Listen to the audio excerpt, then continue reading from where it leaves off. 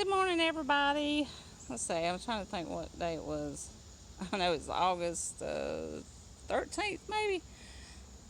So anyway, here in North Carolina, we're getting a little cool air because we're getting a lot of rain for the next several days. So I'm trying to get out here before it starts raining again. It's going to rain this evening, I think. So I wanted to talk to you about Purple Heart, and it is in the Wandering Jew family.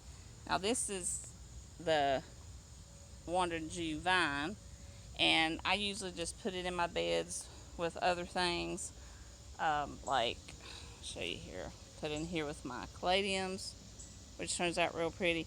Now they are like a typical house plant, but here in North Carolina they'll make it till, frost. So those I let die, but I bring some inside so I can start over in the summer for the next summer. But the Purple Heart, is a perennial. So this you can leave outside. It comes back. It's really hardy. Well, for our zones in North Carolina, I'm not sure about up north.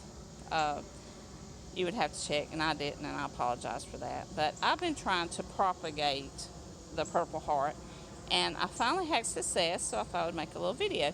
So this one has spread out. I think I bought this like 3 or 4 years ago. I bought, I think, 2 plants, and planted one on each side, and they spread out, and then the bees love them. They have these pretty little purple flowers, like purple flowers. And so let me show you this other one. Hold on. Okay, so now I bought this one recently, I think early last month, and I went to a nursery here, I think New Hope Nurseries.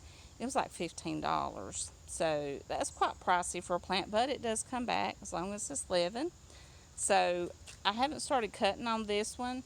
Now I had just planted one that I propagated by root powder. And then, hold on just for a second.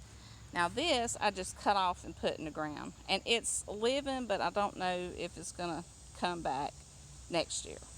So I have some small ones I just planted, and some I rooted with water.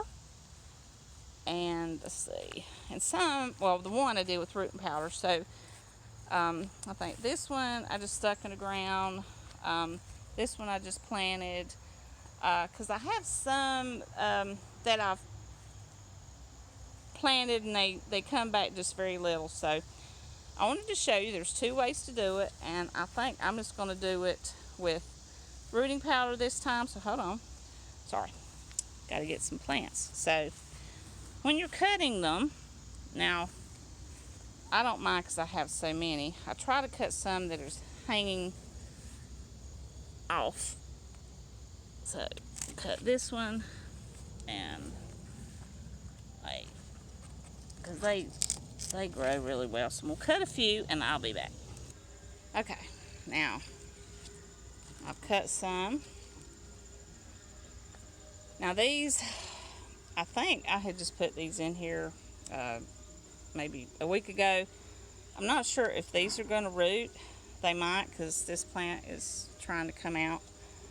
But what you do, because it's hard for me to do it with one hand, strip off the leaves on the bottom. Leave some leaves on top. And they have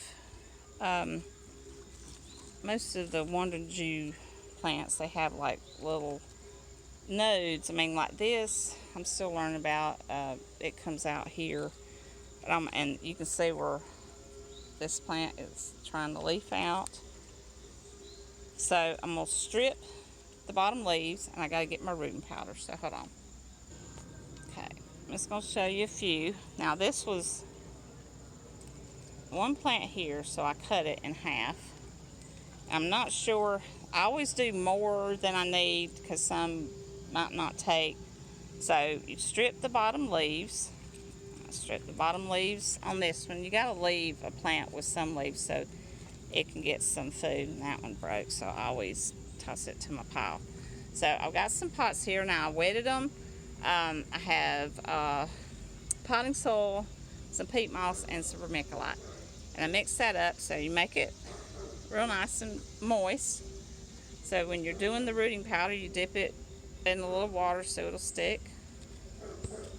And I might have to get some different pots, so then I got the rooting powder. You can make a hole, but these plants are pretty sturdy. So I had my other one in a bigger pot that you're gonna,